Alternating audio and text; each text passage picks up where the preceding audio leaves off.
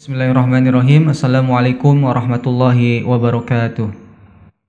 Alhamdulillahilladzi arsala rasulahu bil huda wa dinil haq liyudhhirahu 'alad dini kullih wa kafa billahi syahida. Wa asyhadu an la ilaha illallah wahdahu la syarika lah wa asyhadu anna Muhammadan 'abduhu wa rasuluh alladzi la nabiyya ba'dah amma ba'du. Faqala Allah ta'ala fil Qur'anil Karim, a'udzu billahi minasyaitonir rajim. وَمَا أُمِرُوا إِلَّا لِيَعْبُدُوا اللَّهَ مُخْلِصِينَ لَهُ الدِّينَ حُنَفَاءَ وَيُقِيمُوا الصَّلَاةَ وَيُؤْتُوا الزَّكَاةَ وَذَلِكَ الدِّينُ الْقَيِّمُ. Alhamdulillah, segala puji hanya milik Allah Subhanahu wa taala yang senantiasa memberikan kepada kita begitu banyak kenikmatan dan karunia sehingga kita masih diistiqomahkan oleh Allah Subhanahu wa taala dalam menjalankan berbagai macam perintahnya, juga senantiasa diberikan kekuatan oleh Allah Subhanahu wa taala dalam menjauhi berbagai macam larangannya. Ikhwatu iman rahimakumullah.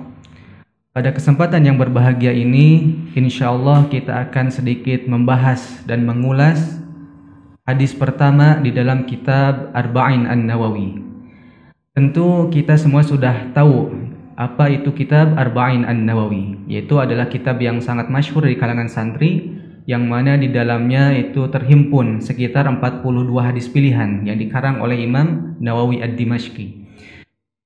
Imam Nawawi Ad-Dimashqi itu merupakan ulama yang sangat masyhur, ulama besar dari mazhab Syafi'i, dan beliau juga merupakan ulama yang sangat produktif dalam menulis kitab karena banyak sekali karya-karya beliau dalam berbagai macam fan ilmu ya.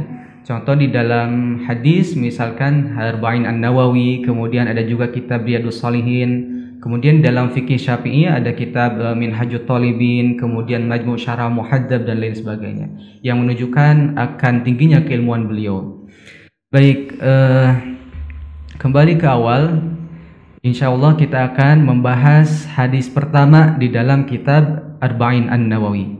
Ya, sebagaimana kita ketahui bahwasanya hadis pertama dalam kitab Arba'in An-Nawawi yaitu adalah hadis yang diriwayatkan oleh Sayyidina Umar bin Khattab, yaitu innamal a'malu binniyat wa innamal likulli imri'in ma nawa. Ikhwatu iman rahimakumullah, jika sekiranya kita perhatikan, banyak sekali para ulama yang menaruh hadis innamal a'malu binniyat ini pada permulaan kitab mereka. Ya. Kalau kita lihat misalkan kitab Sahih Bukhari yang dikarang oleh Imam Bukhari, Imam Bukhari juga meletakkan hadis innamal a'malu binniyat ini pada hadis yang pertama di dalam babu kaifa kana badul wahyi ya, pada kitabnya beliau hadis yang pertama itu adalah innamal a'malu binniyat.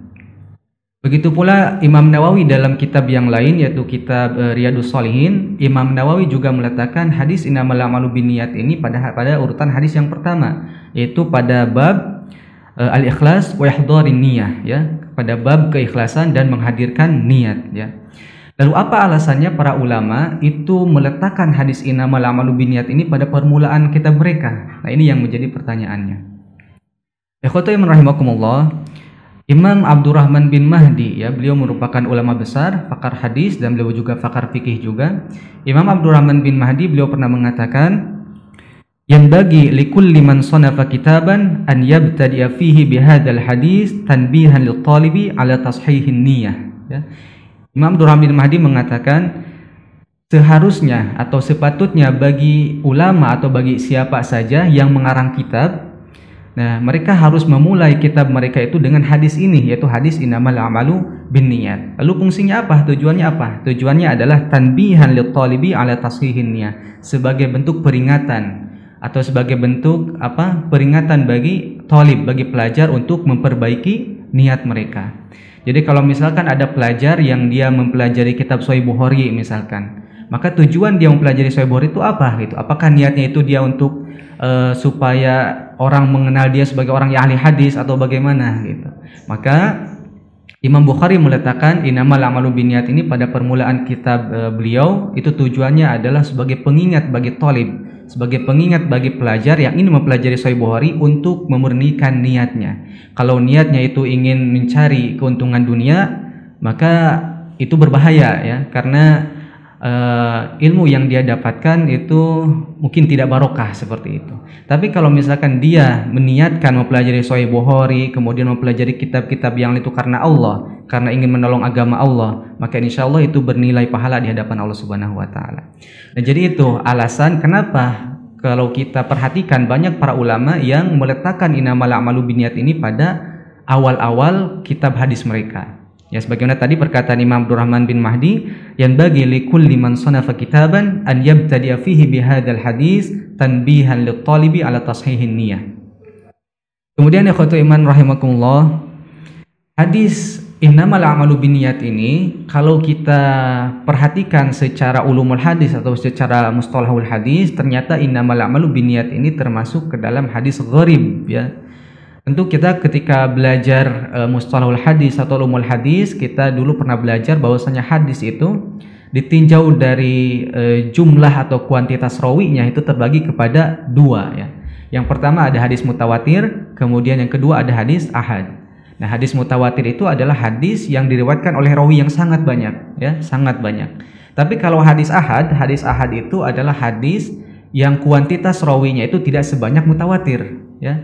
Nah, itu yang disebut dengan hadis ahad. Dan hadis ahad itu terbagi kepada tiga, yaitu masyhur, aziz, dan gharib. Dan hadis innamal a'malu binniyat ini termasuk ke dalam hadis gharib, berarti termasuk ke dalam hadis ahad, ya. Oke, ikhwatiman rahimakumullah. Berkenaan dengan hadis tersebut, ya. Setiap hadis itu biasanya ada asbabul wurud, ya, asbabul wurud, sebab-sebab keluarnya hadis. Kalau Al-Qur'an itu asbabun nuzul, sebab-sebab turunnya Al-Qur'an. Tapi kalau hadis itu namanya asbabul wurud, sebab-sebab turunnya atau keluarnya hadis tersebut. Nah, di dalam syarah hadis tersebut disebutkan bahwasanya asbabul wurud hadis tersebut adalah yurwa an hadzal hadis warada indama waqa'at hadisatul hijrah min Makkah ilal Madinah. Jadi hadis tersebut asbabul wurudnya itu asalnya adalah ketika peristiwa hijrahnya kaum muhajirin, ya, kaum muslimin dari Mekah ke Madinah. Kemudian waqad kana min bainal muhajirin syakhsun hajara laisa li ajlillahi wa rasulihi. Nah, kemudian di antara kaum muhajirin ini, di antara kaum muslimin yang hijrah dari Mekah ke Madinah ini, ternyata ada satu orang, syakhsun wahidun, satu orang yang mana dia itu hijrahnya itu ternyata bukan karena Allah dan bukan karena Rasulnya, ya. Jadi dia ikut hijrah bersama kaum muslimin dari Mekah ke Madinah, tapi tujuannya bukan li ajlillah wa rasulih, bukan tujuannya bukan karena Allah dan Rasulnya, tapi tujuannya di sini disebutkan lakin li raghbatihi fi zawaj min imra'atin tud'a Ummu Qais, ya.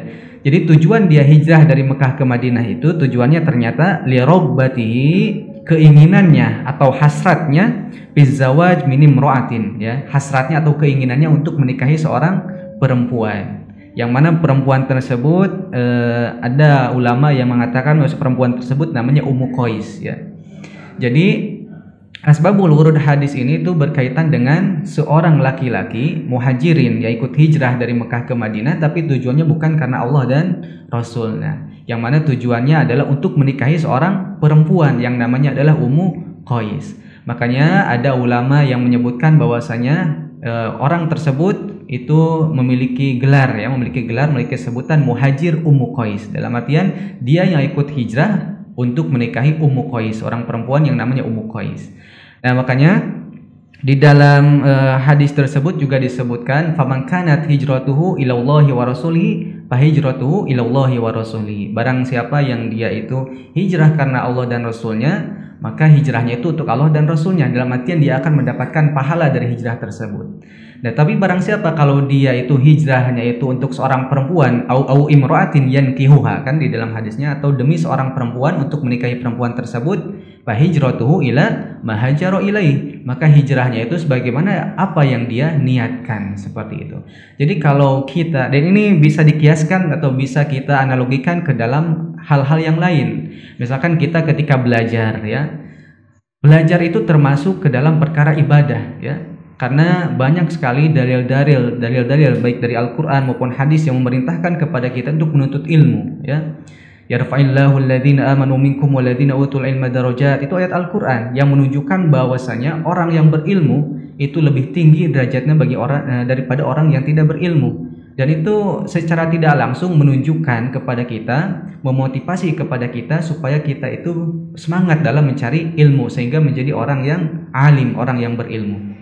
Kemudian dalam hadis misalkan thalabul ilmi minal mahdi ilal lahdi, kan, menuntut ilmu itu dari mulai dalam buayan sampai kembali ke liang lahat. Dan hadis-hadis yang lainnya itu menunjukkan tentang perintah Islam kepada kaum muslimin untuk semangat dalam mencari ilmu. Tapi kalau seseorang mencari ilmu tapi niat tujuan dia mencari ilmu itu dalam artian misalkan dia mencari keteranan duniawi, atau misalkan dia menuntut ilmu tapi tujuannya untuk supaya orang-orang itu mengakui kecerdasan dia, maka ini harus hati-hati ya.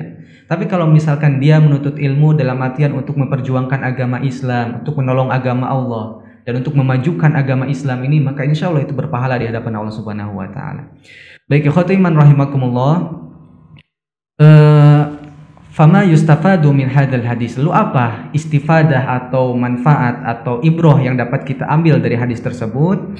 Nah, ibrohnya sebagaimana yang disebutkan di dalam Syarah Tuhfah Ar-Rabbaniyah ya, ada kitab namanya Syarah Tuhfah Ar-Rabbaniyah karangan Syekh Ismail bin Muhammad. Beliau mengatakan kita bisa beristifadah dari hadis tersebut. Yang pertama, al-hassu 'alal ikhlas, ya, anjuran atau perintah kepada kita supaya berlaku ikhlas dalam beribadah kepada Allah Subhanahu wa taala. Fa innallaha la yaqbalu minal amali illa ma kana shawaban wabtaghi bihi wajhahu, ya.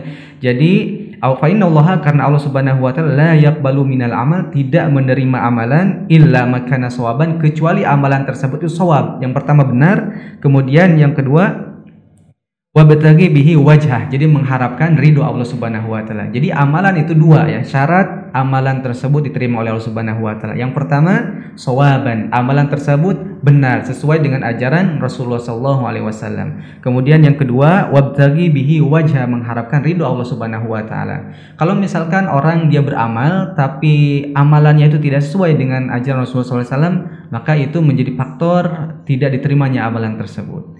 Lalu ketika seseorang misalkan dia sesuai dengan tuntunan Rasulullah SAW tapi dia tidak ikhlas dalam beribadah kepada Allah Subhanahu wa taala, maka itu juga sama percuma, tidak bernilai di hadapan Allah Subhanahu wa taala. Maka ketika kita beribadah kepada Allah Subhanahu wa taala, maka ada dua faktor yang harus ada di dalam diri kita. Yang pertama shawaban, amalan kita itu benar. Kemudian yang kedua adalah wabtaghi bihi wajhahu, ya, mengharapkan ridho Allah, mengharapkan pahala hanya dari Allah Subhanahu wa taala. Ikhwatu iman rahimakumullah, mungkin cukup sekian pada kesempatan kali ini tentang ulasan hadis innamal a'malu binniyat. Mudah-mudahan tentunya bermanfaat bagi kita semua, khususnya bagi saya pribadi dan umumnya bagi kita, bagi ikhwatu iman sekalian. Saya tutup dengan doa, Rabbana atina fid dunya hasanah wa fil akhirati hasanah wa qina adzabannar. Aqulu qouli hadza wa astaghfirullah li wa lakum. Wassalamualaikum warahmatullahi wabarakatuh.